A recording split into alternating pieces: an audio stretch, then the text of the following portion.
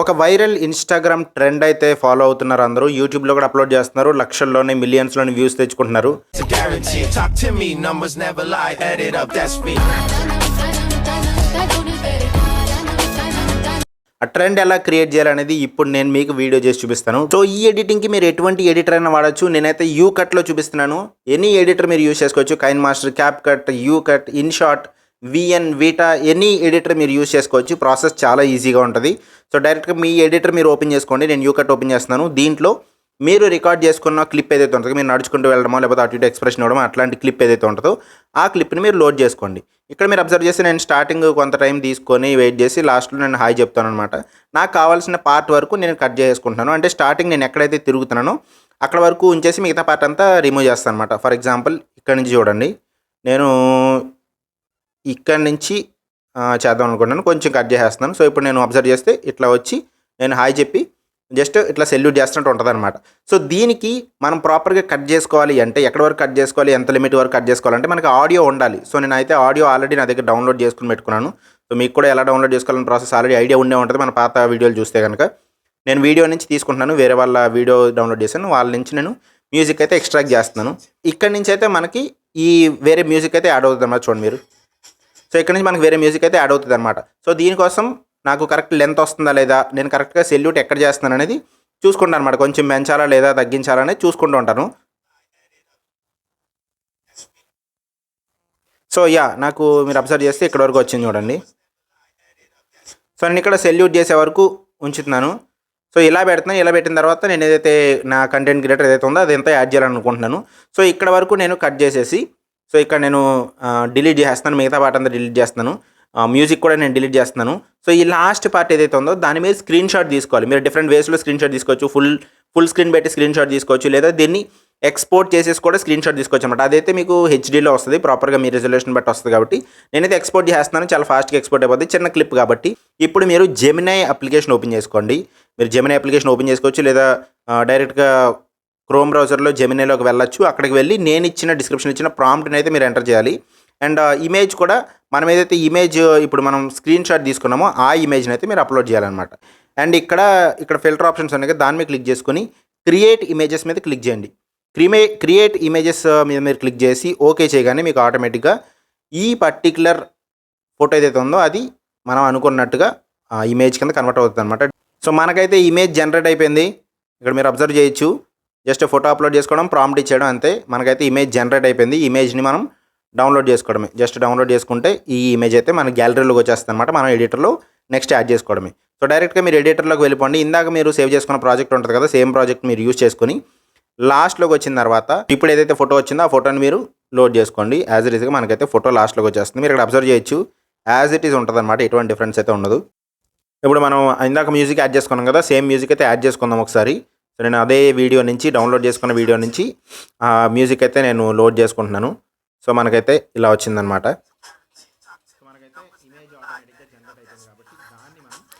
So ఇప్పుడు దీనికి మనం యానిమేషన్స్ యాడ్ చేయాలన్నమాట.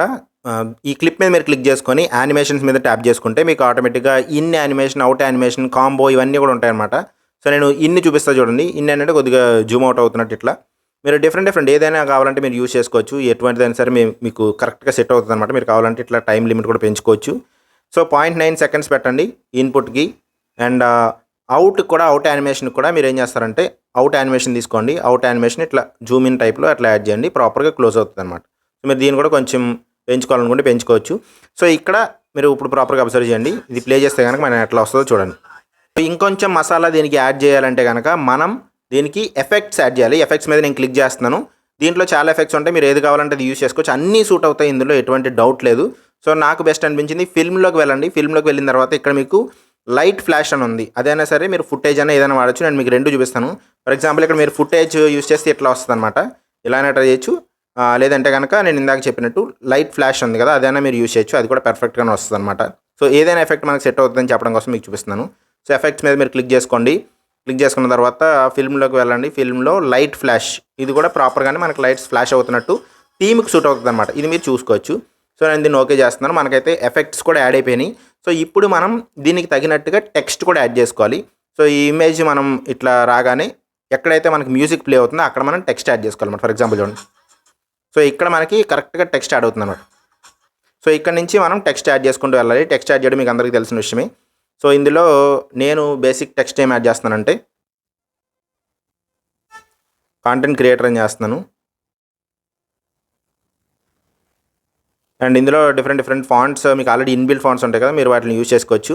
నేనైతే ఈ కంటెంట్ క్రియేటర్ ఇది ఉంది కదా, ఈ బెబాస్ అని ఉంది కదా, అదైతే యూజ్ చేస్తున్నాను. మీరు డిఫరెంట్ ఏది కావాలంటే అది యూజ్ చేసుకోవచ్చు. యానిమేస్టిక్ వాడినా సరే మీకు సెట్ అవుతుంది.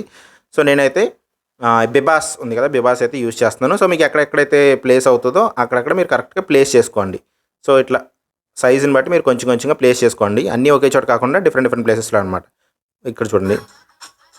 సో ఇక్కడ కంటెంట్ క్రియేటర్ వచ్చింది. నేను దీన్ని మళ్ళీ కాపీ చేసుకుంటున్నాను. కాపీ చేసుకుని వేరే అయితే యాడ్ చేస్తాను అనమాట. సో నేను దాన్ని ఎడిట్ చేసుకుంటున్నాను. ఈ కాపీ చేస్తున్నది ఉంది కదా, దాన్ని వేరే ప్లేస్ తీసుకొచ్చేసి ఇక్కడ నేను డబుల్ ట్యాప్ చేసుకొని దాన్ని ఇంజనీర్ అని చెప్పి చెప్తున్నాను. సో ఇక్కడైతే ఇంజనీర్ని యాడ్ చేస్తున్నాను.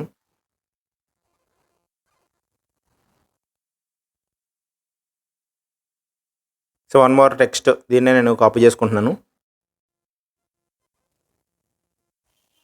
సో దీన్ని నేను మళ్ళీ ఎడిటింగ్ చేసుకుంటున్నాను. ఎడిటింగ్ చేసుకొని